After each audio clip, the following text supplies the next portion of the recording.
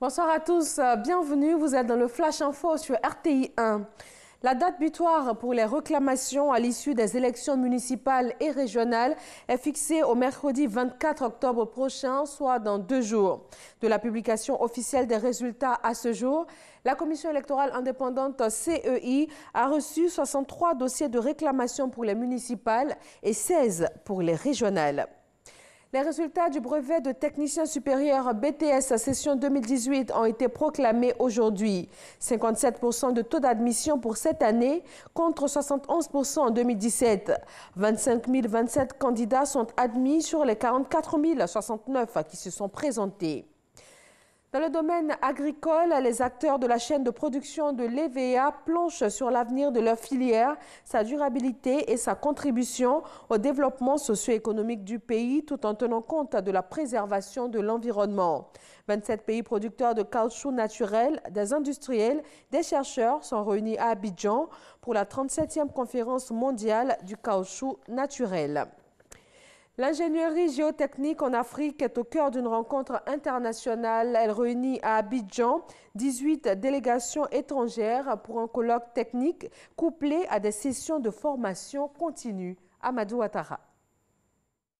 Faire le bilan de l'ingénierie géotechnique en Afrique intertropicale et identifier les perspectives dans le contexte actuel des laboratoires de BTP.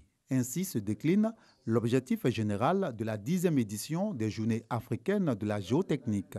Ingénierie géotechnique en Afrique intertropicale, bilan et perspective. Le choix de ce thème est motivé par la nécessité de définir un cadre institutionnel et un environnement qui peuvent concourir à réduire, voire juguler, les causes des dégradations précoces de nos ouvrages.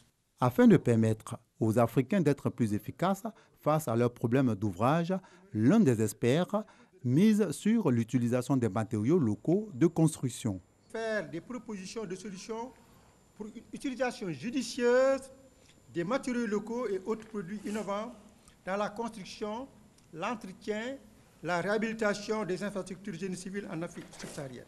Le ministre de l'Équipement et de l'Entretien routier invite les participants à réfléchir sur le problème de la durabilité des ouvrages de génie civil. La réalisation d'un certain nombre d'infrastructures socio-économiques de qualité définies à travers le Plan national de développement 2016-2020, dont le volet routier prévoit un investissement de plus de 3 500 milliards de francs CFA. La mise en œuvre de cet important programme requiert la réalisation préalable d'études géotechniques et un contrôle plus ardu afin d'assurer la qualité et la solidité des ouvrages. C'est pourquoi, au nom des hautes autorités de mon pays, je vous engage à des réflexions fécondes en vue de proposer des solutions à la problématique de la durabilité des ouvrages. Pendant 4 jours, 18 délégations étrangères, plus celles de la Côte d'Ivoire, vont prendre part à cette 10e édition des Journées africaines de la géotechnique. Au Cameroun, le président Paul Biya est officiellement réélu pour un 7e mandat. Une victoire écrasante sur fond de contestation des candidats de l'opposition. Le président Paul Biya a été vainqueur dans 9 régions sur 10 avec 71,28% des suffrages. Maurice Kamto arrive en 2e position avec 14,23% des voix et Cabral Libi prend la 3e place avec 6,28% des voix. Après une semaine d'affrontements, les tensions sont retombées aux Comores où l'armée des dizaines de rebelles se sont affrontés. Les affrontements avaient commencé lorsque des protestataires avaient érigé des barrages dans des fiefs de l'opposition et que les forces de l'ordre avaient ouvert le feu pour les disperser. Depuis, le retour au calme des commerces ont rouvert, mais l'armée reste très présente dans les rues. Environ 3000 Honduriens ont repris dimanche leur marche vers les États-Unis depuis le sud du Mexique. 1 million d'autres attendent sur un pont de pouvoir entrer légalement dans le pays.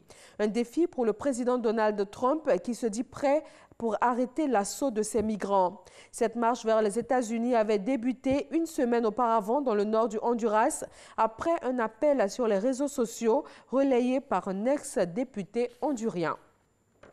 Et c'est tout pour ce Flash Info. Merci de l'avoir suivi. Je vous retrouve pour le journal de 20 h. Mais suivez tout de suite l'info régionale sur RTI 1.